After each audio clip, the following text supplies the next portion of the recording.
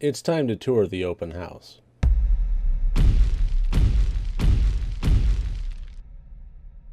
Hello, and once again, welcome to Rotted Review of the Day. And today we're going to be taking a look at the 2018 movie The Open House.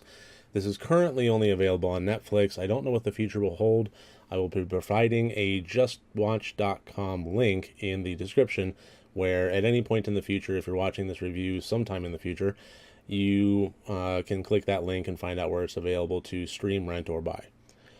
This is, as always, a spoiler-free review. We will be having a deep dive discussion, which is full of spoilers, a video that will accompany this one the same day.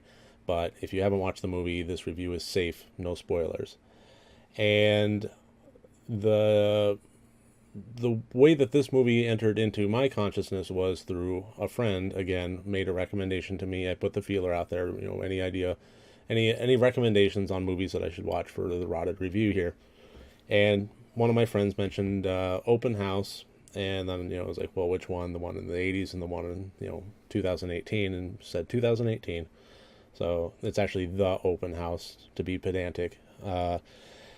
And so I gave it a whirl, and I just finished it up about 10 minutes or so ago. Came up, made the title card, started prepping the video, and hit record. And here I am. So the overall feeling I had towards this movie is that it could have been so much more, ultimately. And it's going to be very tricky for me to tread the line on spoiler free.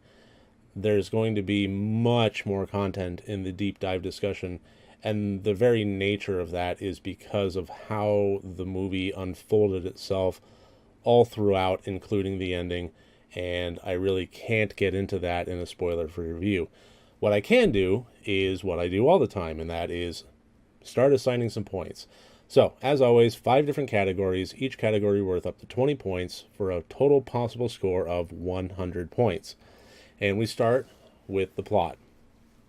In this one, a mother, father, late teenage son trio is beset by tragedy when the father dies at the beginning, and now the mother and son are on their own and in a financially difficult situation when the mother's sister offers them, hey, I have this house up in the mountains and I'm trying to sell it. Why don't you go ahead and stay there, and all you'll need to do is every Sunday there's an open house and you have to skedaddle and come back when it's done. Otherwise, you can just be caretakers. So, on the surface level, win-win-win for everybody involved until odd things start happening. And the movie takes off from there. And there were several points of this that I found very difficult, and so much of why I gave the plot score what I did, I cannot describe here. It's a little frustrating, honestly, but I will be describing in the deep dive discussion.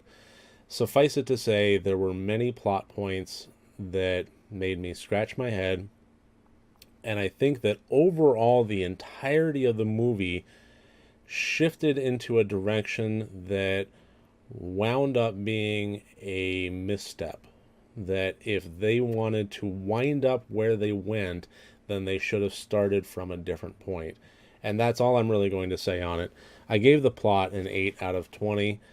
The character writing, the dialogue, the setup for a lot of things was done fairly well.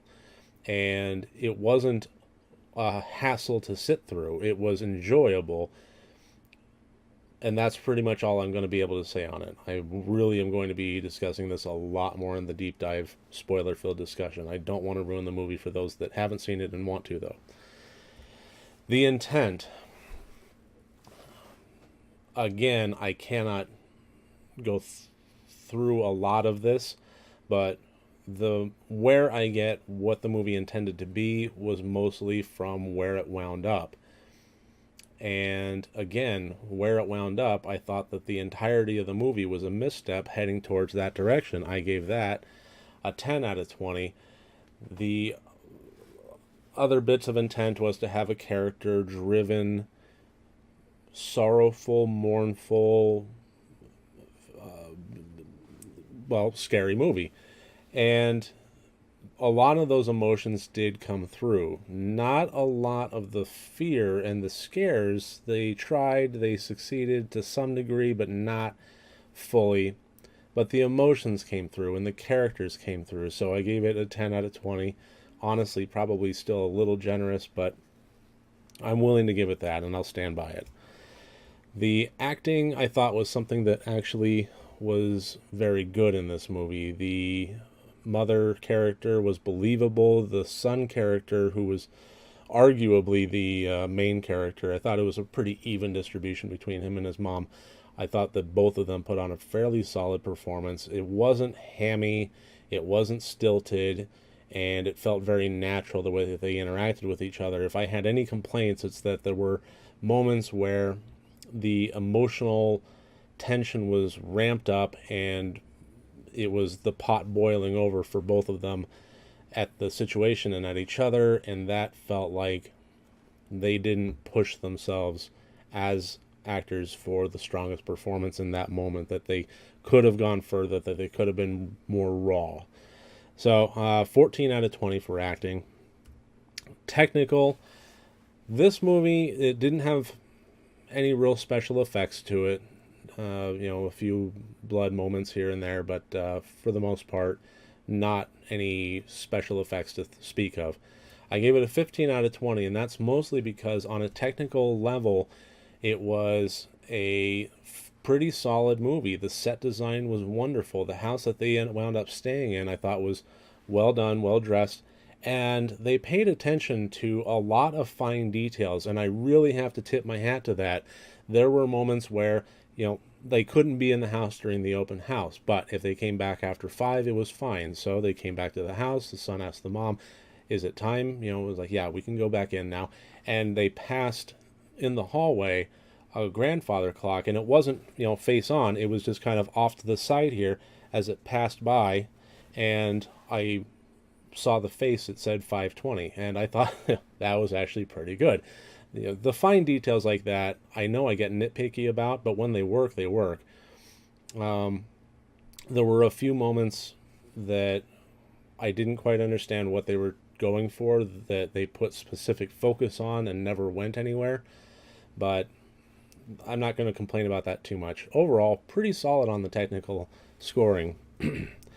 The fear quotient, the lesser of all of them, just because it really didn't scare me that much. It had some good suspenseful moments. It had some moments that could have amounted to quite a bit and ultimately just didn't. But the moment until it resolved into nothingness, I thought was good edge of the seat stuff. So 7 out of 20 for that. So that gave the open house a total score of 54 points. Ultimately, what it boils down to is, would I recommend this movie? And I don't know. I honestly don't know. 54 out of 100, that's not terribly good, but it's not terribly terrible. If somebody was adamant that they really wanted to watch this movie, they saw it on Netflix, or they saw the title card on Netflix, they put it in their queue, it was something that they really wanted, I would say that you could absolutely do worse. I'm not going to try and deviate anybody away from this movie, but in good conscience, I also can't recommend it to anybody. That's about it for the open house that I'm able and willing to get into on a spoiler-free review. So please watch the movie if you're interested in finding out more about my thoughts about the rest of it, and then watch the deep dive discussion video, engage with me on there in the comments. In the meantime, next time you want to watch a horror movie, first make sure that it's good and rotted.